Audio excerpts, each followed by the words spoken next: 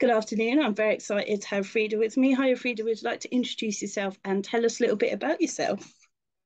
Hi, my name is Freida McFadden, and I am an author of mostly psychological thrillers, although I've written a couple of medical humor novels, and I'm very happy to be here today. Yeah. Um, did you always know that you wanted to write? I've always known that I wanted to write. Like, I've always been writing since I was like a kid, like 8 or 9 years old. I was writing stories. And even before that, like, I had my dolls performing like very, very elaborate little plays. It was extremely, oh, Trixie likes to come say yeah. hi. Um, but I never thought I'd be, a writer or an author. I still don't really consider myself that. It's one of those things like, you say to your parents, I want to be a writer. And like, okay, what's the real job that you want to have? That's like, I want to be a princess or I want to be, I don't know, an astronaut. Astronaut's a real job, but I'm just saying something that seems unlikely. I've always enjoyed it and I've always wanted it to be part of my life, but I never really thought of being an author exactly. And what made you sit down one day and say, okay, that's it. I'm going to do it. I'm going to sit down and write a book. Well, I've been writing books since like age maybe 10. Like I have so many books. They're all in these little marble notebooks in my mom's house in the bedroom, like in a big stack. They're all, I'm sure, terrible. And I've been submitting to publisher, like to agents and stuff since I was about 20. So I would, the people who are writers know the process. You submit it to the agent. They, a couple of chapters. They ask for a little bit more, and then they tell you, "Oh no, we're not interested. Sorry." I did actually land an agent when I was 22, but nothing came of it. I didn't get a book deal, but I kept writing just for fun.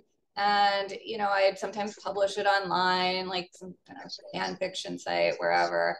And, but then when self publishing became a thing, I was like, wow, now I don't have to deal with agents anymore. I can just put my stuff out there. And that was just what opened all the doors for me.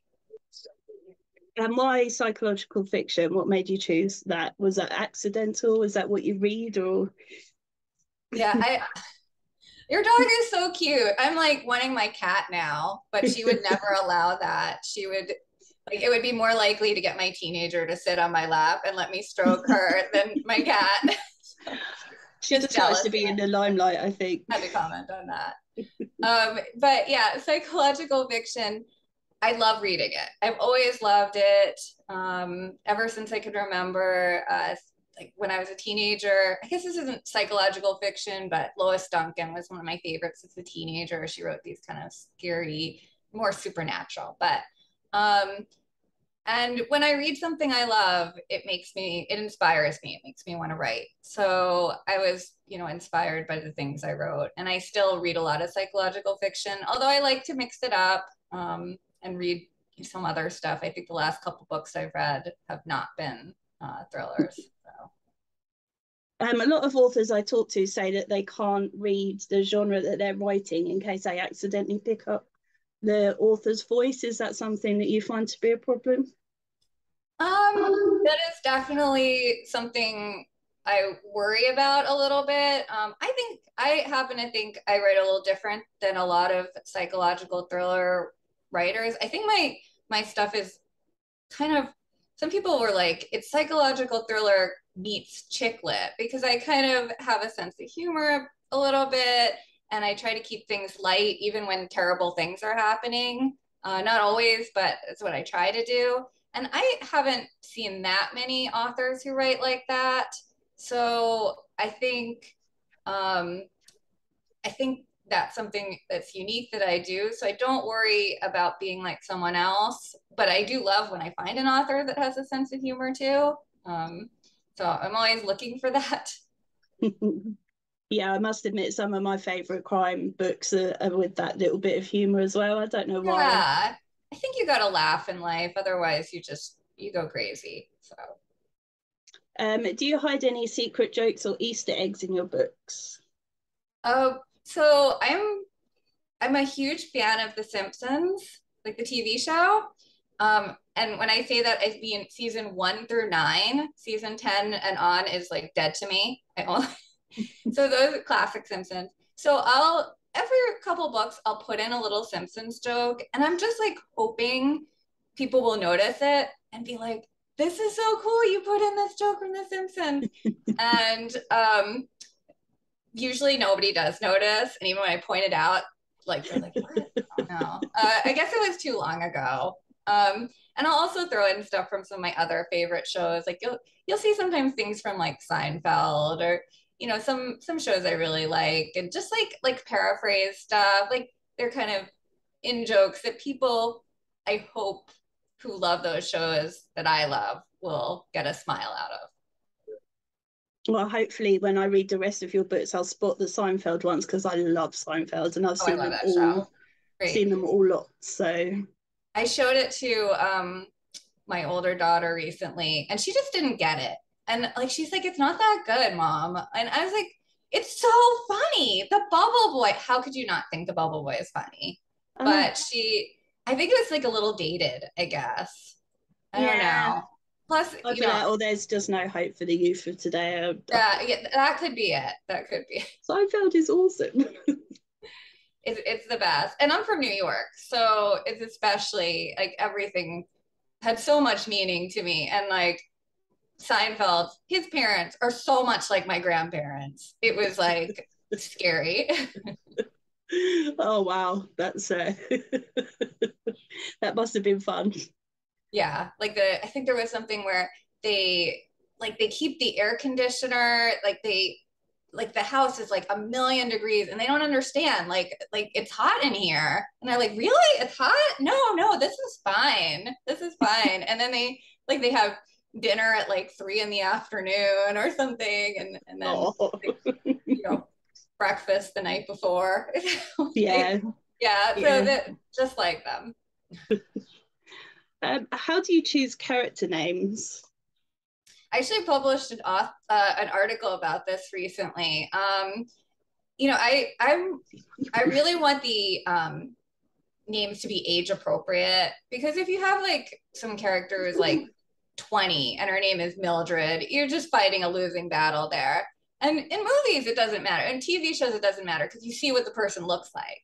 But when you're reading a book, a lot, I think, depends on the name. So I'll just go to like a list, like, okay, the character's born in 1985. I'm going to go to a list of the top baby names of 1985 and try to get some ideas from that. And I also mentioned the article that I often steal like my friends' children's names because they're all like these cute, trendy names. So like they give me ideas, and most of them don't know I do it. So that's okay. Awesome. It's a question I stopped asking, and then I started asking again because actually the answers were starting to get really interesting. I didn't realize how difficult authors found it to choose character names. So it's hard. It's hard, and I sometimes I accidentally reuse names. Like I recently had to change a bunch of names in a book that was coming up because I was like looking back at an old book. I was like, oh no, like I had a major character with this name. There are more names. Like you'd think in my head there's only like 20 names because I can't help but use the same names over and over. And when you're editing your books, is there a word or phrase that you particularly overuse? Yes, but I become aware of it. People will like comment on it on reviews and online. There's this thing in one of the reader groups where everybody comments that authors say too often. What was it? She let out a breath she didn't know she was holding. And I think I've done that before. Like you're like really nervous and you're like, and then like you're not nervous and you're like, I was like, I didn't even know I was holding that breath. So that can happen. That that was but it happens maybe a little bit more than it should in books. So I'm not gonna say that anymore. I'm aware of that. It was Another in The review I got Housemaid, I said, think. within the first few chapters of The Housemaid, I noticed because it has become such a thing, but it was appropriate. So Yeah, it happens. It's a real thing. What else? Somebody said, "Oh, your characters bite their lips too much."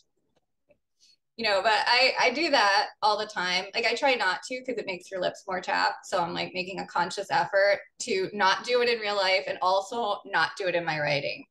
So that's another one. What else?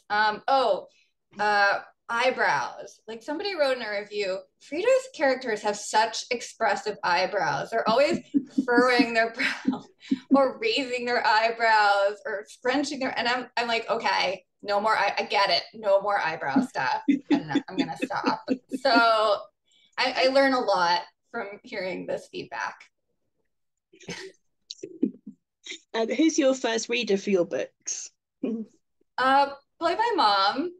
She as soon as I finish, I usually like send it right to her, and I don't know if her feedback is that helpful, but I just want somebody to see it like right away. So and she will just drop everything she's doing and read it. So I'm like, okay, and she doesn't always like them. You want to be like, okay, it's your mom. She's gonna like everything you do. You could just like write your name in crayon on the paper, and she'll be like, "This is amazing." But she's kind of critical sometimes. She'll be like, "Yeah, this is not your best. Maybe you should publish this under a different name because I don't think your readers would like it." Wow. But I still like sending them to her. I don't know. But which of your books was the biggest labor of love, the hardest one to write? I think The Housemaid, which was very popular, was hard to write. I struggled with it a lot. And it was running long. Usually my drafts are like 60,000 words, like way too short. And this one, I was already at 60,000 and I realized I had so much more to write. And I was like, oh no, this I need to get a move on. This book is going way too long. And like it wasn't feeling right somehow, but I fixed it. That was why I wanted to go with a traditional publisher for that book, because I knew it had issues. I felt like there was something special there, but I knew it had issues and I didn't know how to fix them. And they really helped me fix those issues. And how did that come about? Did you send it out to agents and publishers? No, they actually came to me. I was going about my business, having fun self-publishing as always, and then the editor, Ellen Gleason from Bookouture, actually sent me an email, and she's like, "We love your books. Would you consider publishing with us?" And I was like, "Thank you, but no, thank you. I'm happy doing what I'm doing." And what can I say? She's very convincing, and here I am, and I'm so glad I did it. They really did a great job with that book. I probably never would have published it, and so many people really enjoyed it. So I'm so grateful that she talked me into it. And have you got more books to come with them, or was it just a one book deal? So I do have a sequel that I already wrote. I wrote it last month, and they're going to publish it in March. And I don't know what the future will hold, but that one's definitely going to be in March. And I also have, one that I'm self-publishing that's coming out next month. Do you write the end when you finish a book, or when do you actually celebrate finishing it? Is it after all the edits are finished? I feel like my first drafts lately have been pretty clean. So when I write the end, I feel like I let out a breath that I didn't know I was holding. I'm like, okay, this is like, I take a break. I'm like, I'm done for a little while. And then I send it to my mom and I, step away a bit. So, yeah, I mean, definitely editing is still a big process. I take it very, very seriously, but I think my first drafts lately have been pretty close to where it ends up being. Nice. You have quite a busy day job, so are you quite strict in fitting in writing time, or do you just try and write when you can? Yeah, it's really when I can. I do have a busy day job. I'm a doctor, but I'm sort of part-time. So, you know, I do get home early in the afternoon a lot, so I can write then. And you know, my writing is done in very, very big blocks. So if I know I have like either a week off or like a week that's not too busy, I'll be like, I'm gonna start writing this week and write as fast as I can. And I can write a lot in a day if I'm really focused. I think I once wrote 10,000 words in a day and then I had to go throw up because it was awful and not recommended, but I can do it if I'm in the zone. If your kids expressed an interest in your writing yet? Uh, I mean, they're interested in kind of like oh, that's interesting that mom writes kind of way. Um, my my older daughter recently read The Housemaid. She had read One by One before, but she actually liked better. She was like, The Housemaid is not as good as your other book. So she used to love to read, and now she just, you know, YouTube, like TikTok. I mean, it's just there's too many things. Like when I was a child, I had one doll, and I was lucky to have that. And she's got all these things that she can do, and it's just reading is just fallen by the wayside. So, and my younger daughter has never liked to read. She's like, she thinks books are boring, although she does like to write. So I said to her, you have to read so you can become a better writer. But she definitely thinks she knows better than me, and she's gonna be a writer without reading one book. So no, she's read a couple books. I do know, I think maybe two very good writers that don't read, but that's it. I mean, I think it's possible. Certainly, you know, there are some people who do it and are very good at it. And, you know, you could make the argument, I guess, that maybe you're going to be more creative if you haven't been exposed to other things. But I don't know. I feel like most writers say also love to read, if that's just my experience. And I think it, especially when I was younger, I learned so much from looking at what other writers did, like their techniques and their ways of building suspense. And I think without all the reading I did, I mean, when I was younger, I would read like one book a day. I was like insane. I think one night I couldn't sleep. I woke up during the middle of the night and I just read a whole book. Like I just spent my entire night reading. So I'm a reading addict. I done that yesterday with The Housemaid. I think I started it about 3 in the afternoon and finished it maybe 9 o'clock last night. I love it when people say they finished my book in a day, that they couldn't put it down. That's like what I'm going for, is the unput downable quality. So Yeah. I love hearing that. And that's achieved what a lot of authors dream of, and that's being made into a TV show. Is that right? So no, the housemaid. So it's a long story, but it's not. Some people are like, the housemaid is going to be a movie. It's so not. It's been optioned by Hidden Pictures, financed by Lionsgate, which means that they have the option to buy it and make it into a movie. Now they do seem very dedicated, but like there are so many things that need to happen before it becomes a movie. I think the only way I'll know for sure it's become a movie or a TV show is when I'm watching it in the theater or on TV, and I'll be like, okay, they did it. But until that moment, like I won't be sure that it's going to happen. So obviously I'm hopeful because it would be so cool, but it's not even, it's like a glimmer in the Yeah. eye right now. So we'll see. We'll see. Out of all your books, is that the one that you would have chosen to be made into a film, or would you have chosen a different one if you had the choice? I think I also think my book The Locked Door would make a really good movie. But this one, I think it's very topical. I think it's about a movie about women kicking butt, which is one of my favorite topics. So I would love to see that in a movie, especially now. I think right now women need to be kicking butt. So I would love that. I think that would be my first choice at this point in time. We'll have to get on to whoever is in charge of these things and tell them it's this one that you need to do. I wish I knew them, but well, I'm hopeful. I think the Hidden Pictures has been awesome. I think they're dedicated, but as I said, so many obstacles. So I believe in their dedication. I just, it's such a hard thing. Have you had that dream of casting your characters?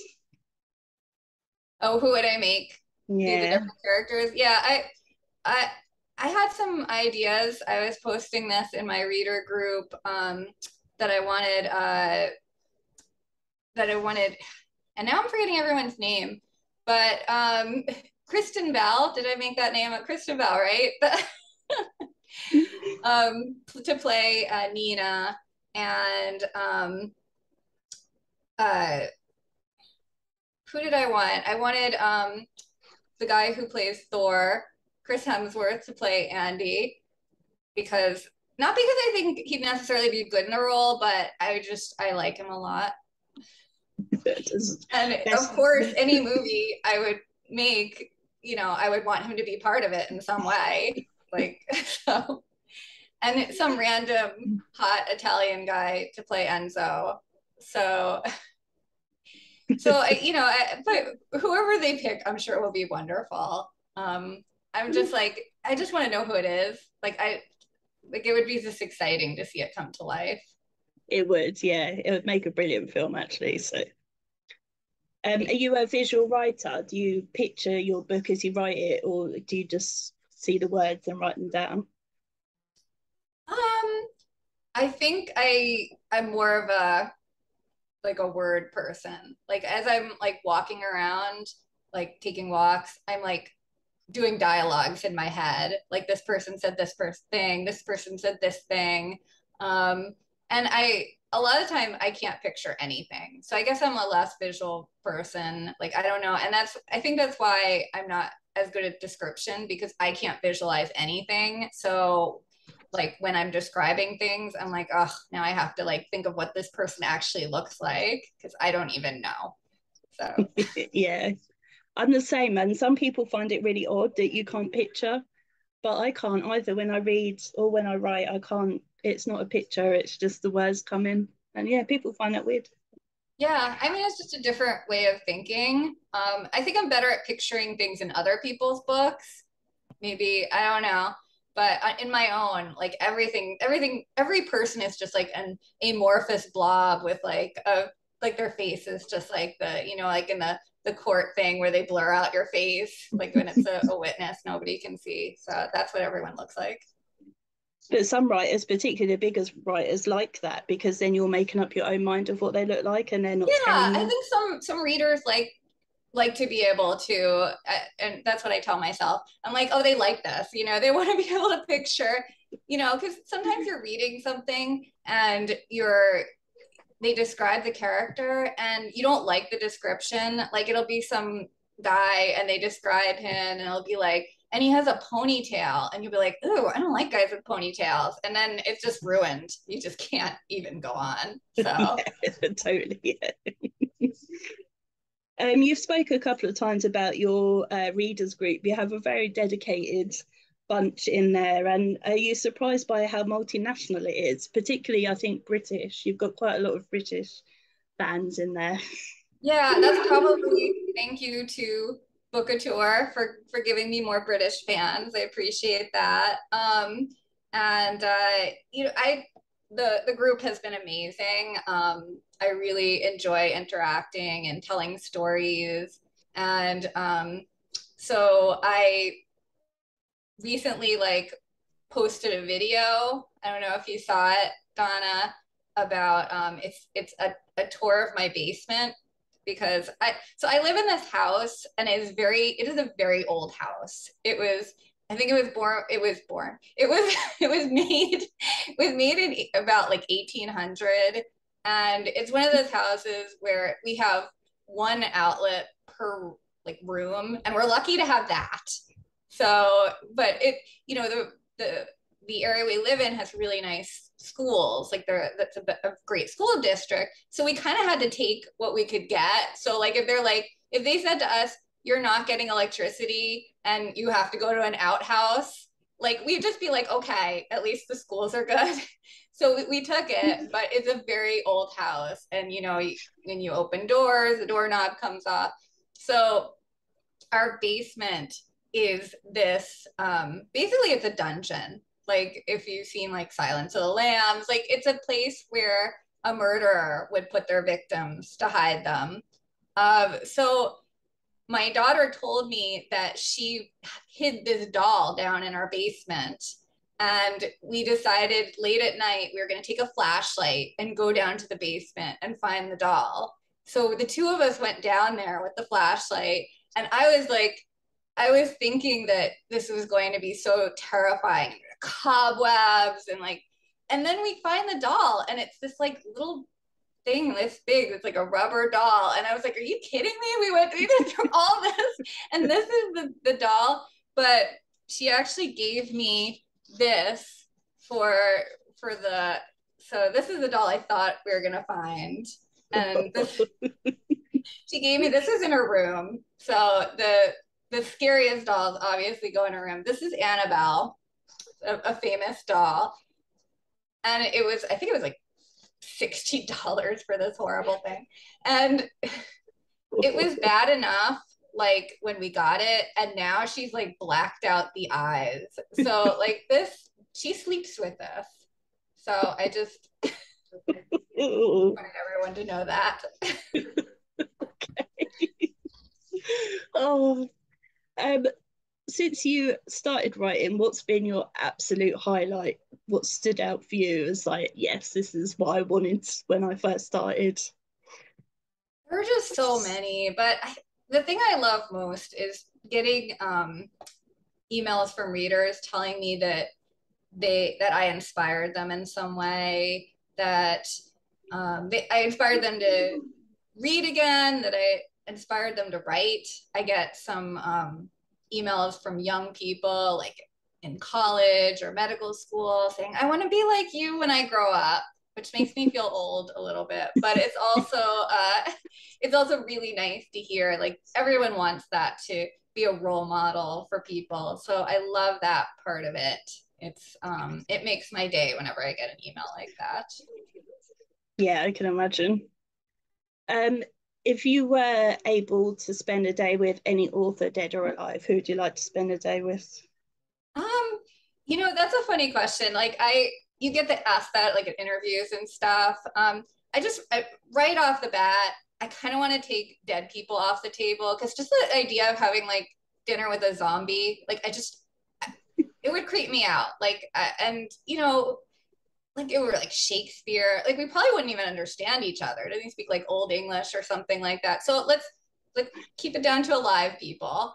But and now I'm going to give a super boring answer, which is, I have a lot of author friends, and I would just like to have dinner with my friends. It'd be like so weird if like, say, so an author like Tess Gerritsen, like it'd be interesting, but I'd feel so nervous, and like I wouldn't be able to enjoy the meal, and I'd just be like, oh.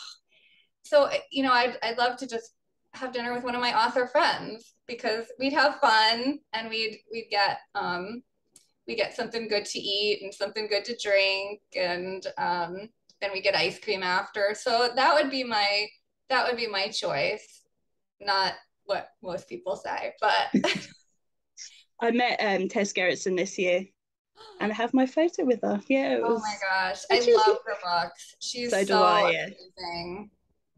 She's my role model. She's amazing. Yeah, and Kathy Reichs as well. I done a forensic science degree because of her books, her and the Body Farm and Bill Bass and stuff. And I said if ever I met her, then I would say thank you for inspiring me, and I did. And it was just like, oh, I never thought that would happen. And I think she was a bit taken aback, because obviously everyone's just massively fangirling over her because, it's Kathy Reichs and wow, and she was in the UK. And she was like, oh, you know, and are you going to carry on with it and stuff? And I'm like, yeah, well, hopefully.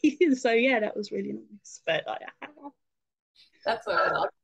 but we weren't allowed photos with her, but we were allowed photos with Tess. She's very tiny.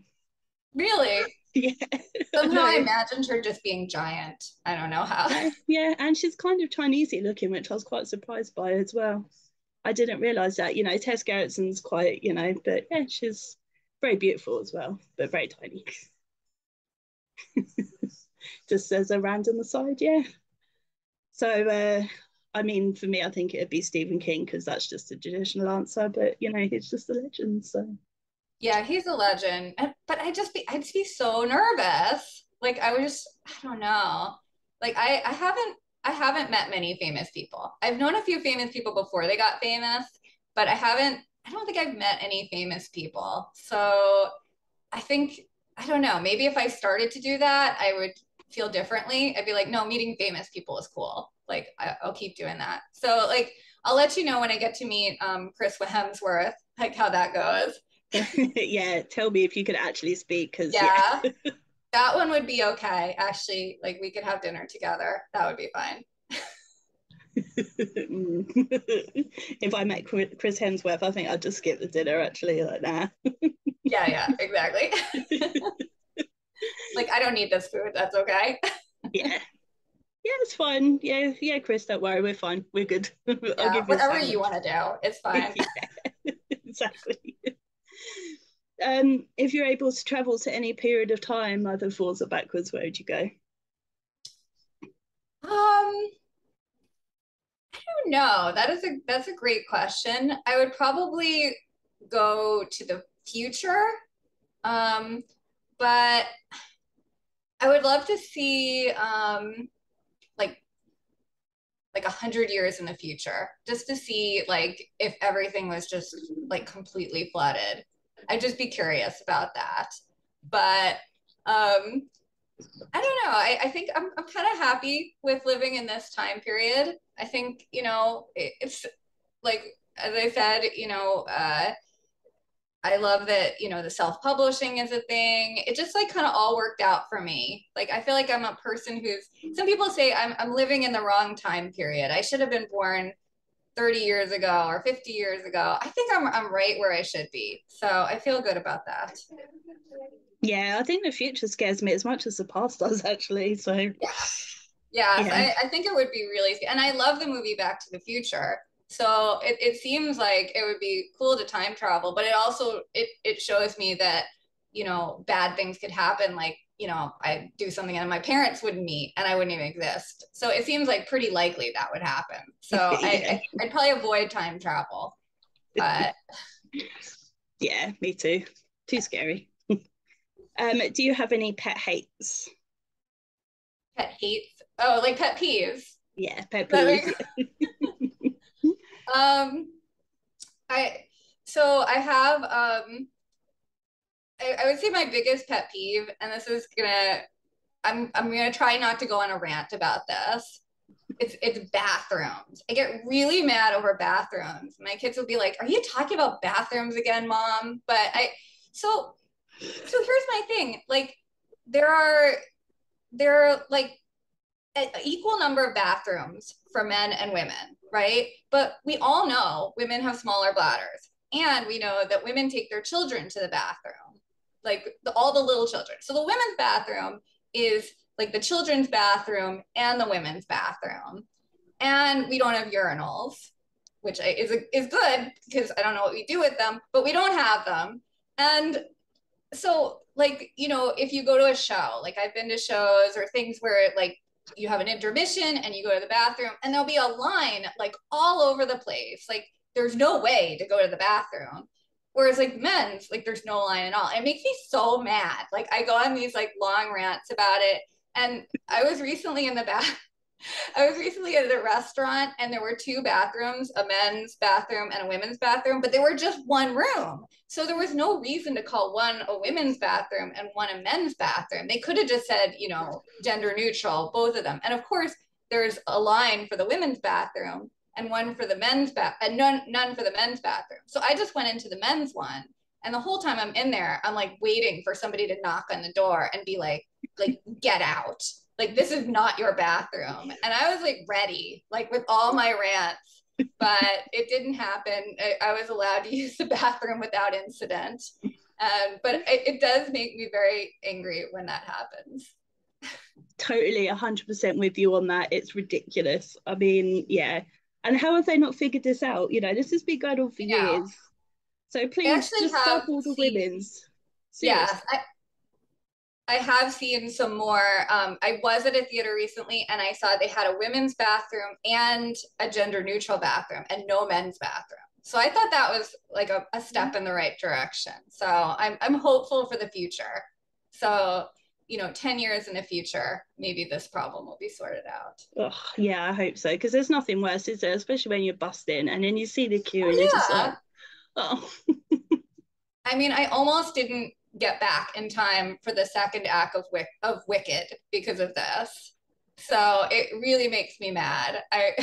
Of course, then what will I rant about? What will I? We're women. We'll find something. There's always something annoying. Yeah. Is there anywhere in the world you'd love to travel to? I would love to go right now. I would just love to go on some sort of Caribbean vacation. Like I'm not have a specific place in mind, but somewhere. I'm actually watching the series right now, White Lotus.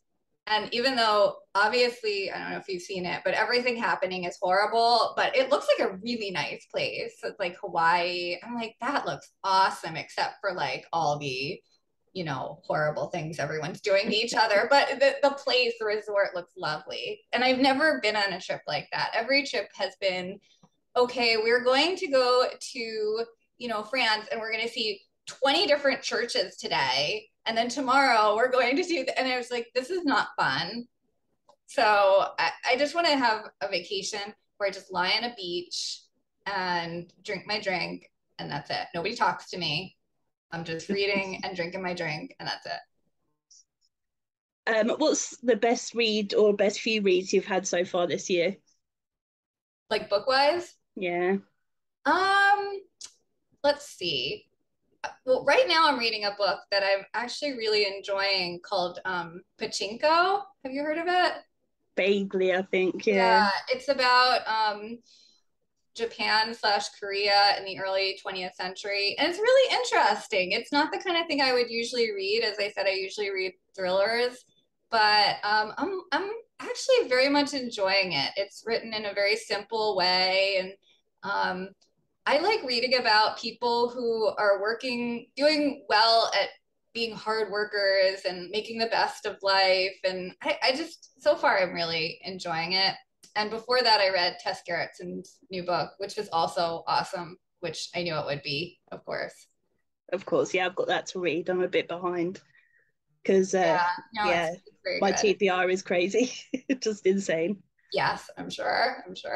Yeah, it just is. Oh, but I love it. I don't care. I love every second of it. Yeah, I love having a book. When you're in the middle of reading a book, it's like being with a friend. It's like the book is your friend. And Pachinko is like 500 pages, so I'm going to be with this friend for a little while. So I'm just looking forward to it. That's my favorite place to be, like 100 pages into the book when you're kind of into it and you're like excited to see what happens next. Yeah, so I think J.K. Rowling has a new book out under her pen name next month maybe, and her last one was about that thick, which I haven't read yet.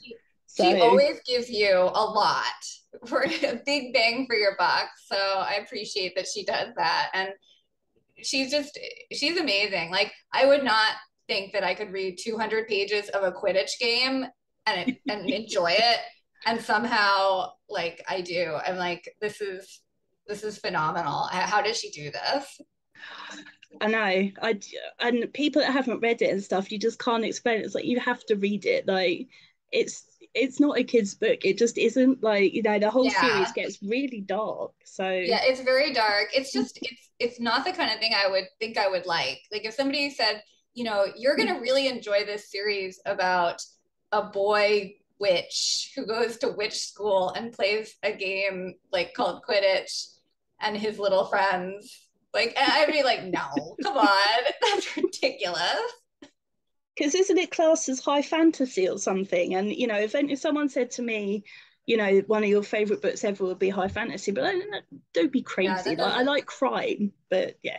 Yeah, it's just something, there's just something about it. And I don't know what, I can't even put my finger on what it is. It's just good. Absolutely, totally agree. If anyone asks you for a book recommendation, what's the first thing that comes to mind for you out of all the ones you've ever read? Is there one that stood out for you? So, one of my old favorites is Rebecca by Daphne du Maurier. I love that book. It was one of my favorites as a kid, and I always recommend it. One that I read more recently, like in the last decade, that I really love, and a lot of people haven't heard of it, but it's called Maud by Donna Mabry. Have you heard of it? I think I have actually, weirdly, yeah. It's another long one. It's 500 pages, but I think I read it in a day. It's a biography of the woman's grandmother, but it's written first person from her point of view, and it's about her life in the 1900s, spanning the century. And I'm not making it sound good, but it's so good.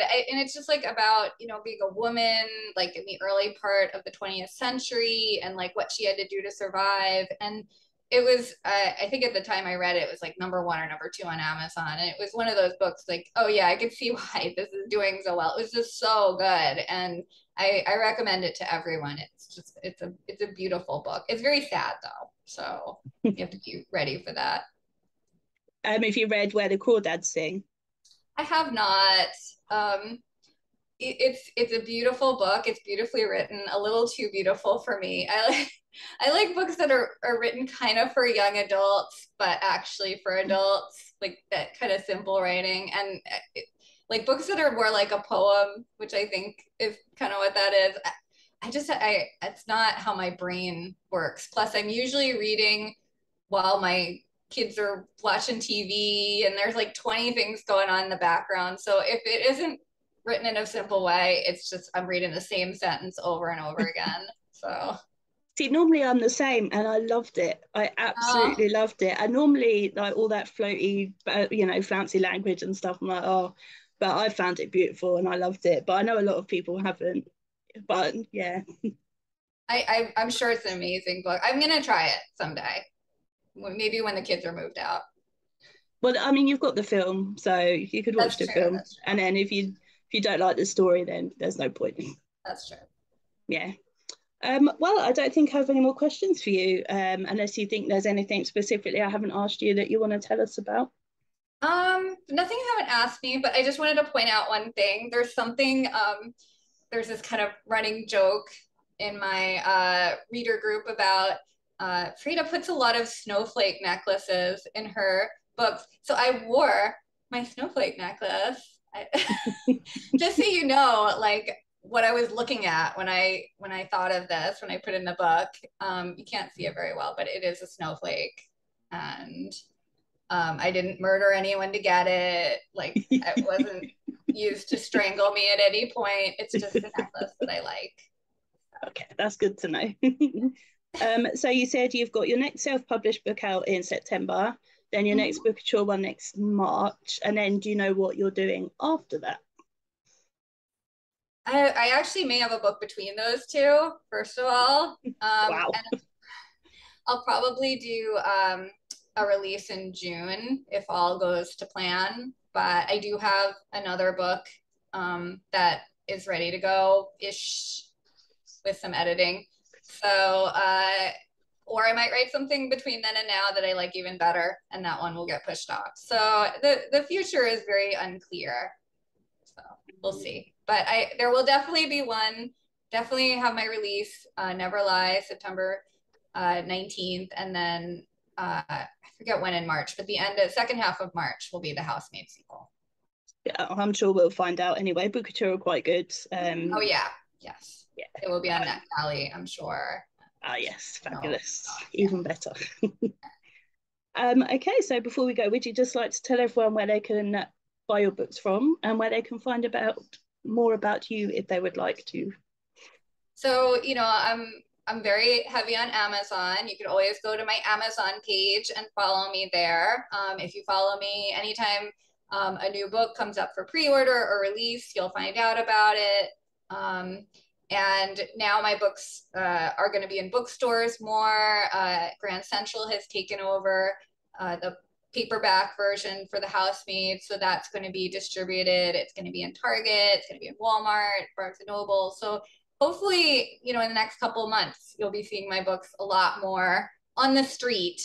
And I'd love to see pictures if we could take them. But Amazon is always going to have them. So if you ever aren't sure, and I have a bio there that, you know, I'd like to think is amusing. So check it out. Brilliant. Well, thank you so much. It's been a pleasure. Thank you for having me.